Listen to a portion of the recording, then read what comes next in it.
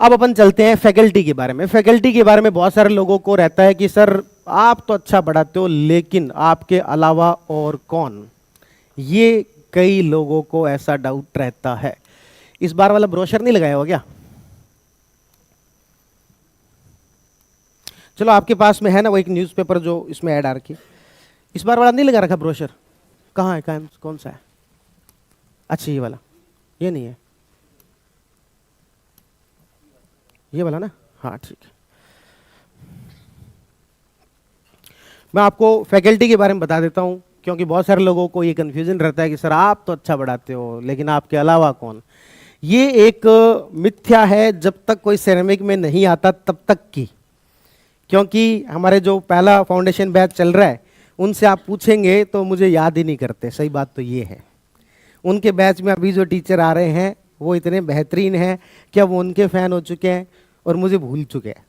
हालांकि मैं उनको कहता हूं कि फ़ैन कल्चर को बंद करो, किसी टीचर के फ़ैन होने आप यहाँ पर नहीं आए हो, आप यहाँ पर सिलेक्शन लेने आए हो और किसी के फ़ैन नहीं बनना है। हम जो मिडिल क्लास के जो स्टूडेंट होते हैं, हिंदी मीडियम के खास तौर पर हम जो स्टूडेंट होते हैं, रूरल बैकग्राउंड से हम लोग जो आते हैं, हमारी दिक्कत यही है, हम शहर में आने के बाद पढ़ने की बजाय टीचर्स के लिए लड़ना शुरू कर देते हैं कि नहीं हमारे फेवरेट टीचर ये हैं, ये बहुत अच्छा पढ़ाते हैं और दूसरे वाले अच्छा नहीं पढ़ाते हैं, कंपैरिजन में लग जाते हैं। जबकि एक जो स्मार्ट कैंडिडेट होता है, खास तौर पर ये इंग्लिश मीडियम वाले होते हैं, शहरी कल्चर वाले जो होते हैं, वो अपना पढ़ने से मतलब रखते हैं, किसी टीचर से कोई खास लेना देना नहीं है। हाँ पढ़ा दिया अच्छा है, सम्मान करते हैं, रिस्पेक्ट करते हैं, लेकिन फ़ैन नहीं बनते हैं। आप इस तैयारी में हो तो इस चीज़ का ध्यान रखना, किसी का फ़ैन नहीं बनना है।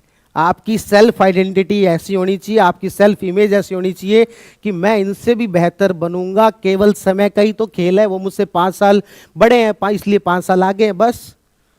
उनकी रैंक जो है, जैसे मैं मेरी रैंक की बात करूं, मेरी रैंक 159 आई, आपको 159 इतना पीछे, मेरी रैंक आएगी फर्स्ट, सेकंड, थर्ड, फोर्थ, इनसे भी बेहतर बनूंगा।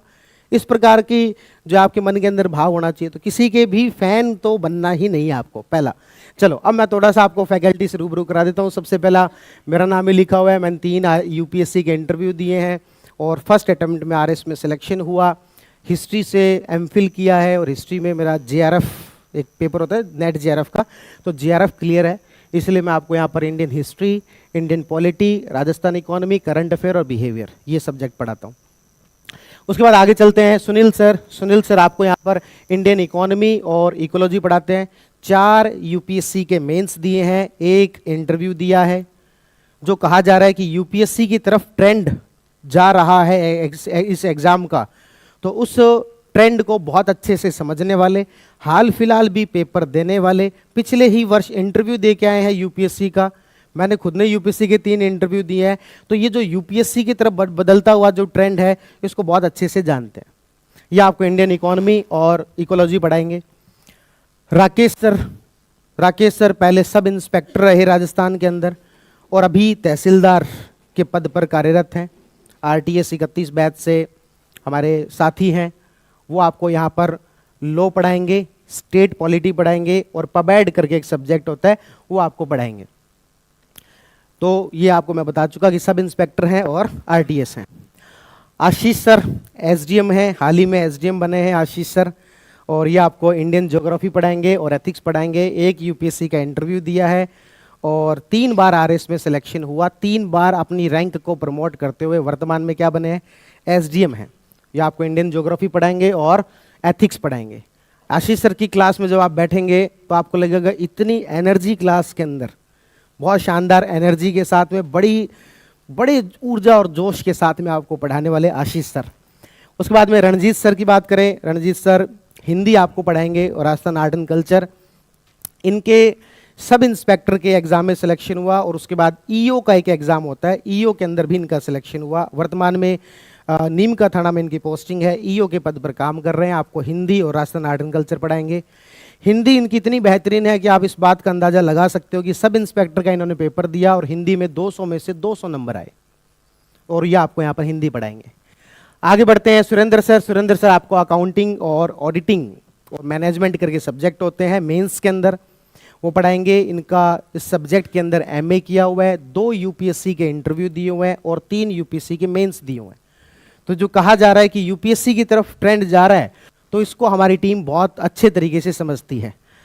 श्रवण सर इंडियन फॉरेस्ट सर्विस के अंदर है, 2023 में भी सिलेक्शन हुआ, 2024 में भी। आईएएस के थ्रू एक पेपर होता है इंडियन फॉरेस्ट सर्विस, 2023 में भी सिलेक्शन हुआ, 2024 में भी हुआ। आपके मन में आएगा 2 बार क्यों सिलेक्शन लिया, एक बार जब हो गया था। तो पहली बार जब सिलेक्शन हुआ तो इनको कैडर मिला था नॉर्थ ईस्ट का, शायद सिक्किम, और अभी इनको कैडर मिला है यूपी। तो अब यूपी में इंडियन फॉरेस्ट सर्विस के तौर पर काम करेंगे। इसके अलावा बैक टू बैक लगातार 4 यूपीएससी सिविल सर्विस के इंटरव्यू दे रहे हैं, और अभी 2025 में आईएएस का इंटरव्यू दे के आए हैं, जिसका रिजल्ट आना बाकी है। आपको आईआर पढ़ाएंगे। आगे चलते हैं विपिन सर जो कि अभी कैग एक संस्था होती है उसमें ऑडिटर के पद पर हैं, उड़ीसा में इनकी पोस्टिंग है। ये आपको रीजनिंग और इंग्लिश पढ़ाएंगे। आगे बढ़ते हैं शिरीन मैम जो है वो आरएस 2023 का इंटरव्यू दिया और अभी 2025 का फिर से इंटरव्यू दे रहे हैं। वर्ल्ड ज्योग्राफी, राजस्थान ज्योग्राफी और सोशियोलॉजी जो आपको पढ़ाएंगे। आरएस के 2 इंटरव्यू अभी तक इन्होंने दिए, दूसरा चल रहा है, जिसका एक बहुत अच्छा रिजल्ट आने की हमें उम्मीद है। महेश सर आपको इंडियन मिडिवल हिस्ट्री पढ़ाएंगे, जिनका एमए किया हुआ है, एमफिल किया हुआ है, वर्तमान में आरएस के पद पर सिलेक्टेड है और एसीटीओ करके पोस्ट होती है, उस पर अपना कार्य कर रहे हैं। 3 बार आरएस में सिलेक्शन हुआ है। इंडियन मिडिवल हिस्ट्री पढ़ाएंगे। तेजवीर सर आपको राजस्थान हिस्ट्री पढ़ाएंगे। तेजवीर सर के बारे में आपने सुना होगा, जाना होगा। राजस्थान हिस्ट्री पढ़ाएंगे। आप यूजीसी नेट क्वालिफाइड हैं और आरएस का मेंस दिया है। बीरेश सर आज हमारे साथ आए भी हुए हैं, थोड़ी देर में मिलवाएंगे आपको बीरेश सर से। साइंस पढ़ाएंगे। 2 यूपीएससी के मेंस, 4 आरएस के इंटरव्यू। अभी स्कूल में प्रिंसिपल के पद पर कार्यरत हैं और पिछले वर्ष इनको स्टेट टीचर अवार्ड भी दिया गया राज्यपाल के द्वारा। आगे बात करते हैं भाटी सर की। भाटी सर आपको मैथ पढ़ाएंगे। 10 साल से ज़्यादा का एक्सपीरियंस भाटी सर का रहा है और बेहतरीन मैथ पढ़ाते हैं। मैथ बहुत सारे स्टूडेंट को बड़ी मुश्किल लगती है, लेकिन सर आप जब भाटी सर की क्लास में बैठेंगे तो आपको लगेगा इतनी भी मुश्किल है नहीं जितना बना रखा है।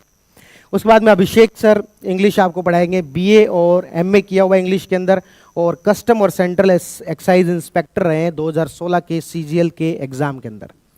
अब इस पूरी आप टीम को यदि देखते हैं तो आप महसूस करेंगे कि यदि सारे आरएस के इंटरव्यू यदि हम जोड़ लें कि एक टीचर ने यदि 3 बार इंटरव्यू दे रखा है तो लगभग 40 इंटरव्यू देने वाली टीम है। आरएस के 40 इंटरव्यू दे चुकी टीम है, जो कि इस तैयारी को केवल तैयारी नहीं की है, उन्होंने इस एग्जाम को एक तरीके से जिया है। तो जो फैकल्टी के बारे में आपकी जो मिथ्या है वो बहुत जल्दी टूट जाती है। शुरुआत में सब लोगों को ये डाउट रहता है कि किस तरीके की फैकल्टी होगी।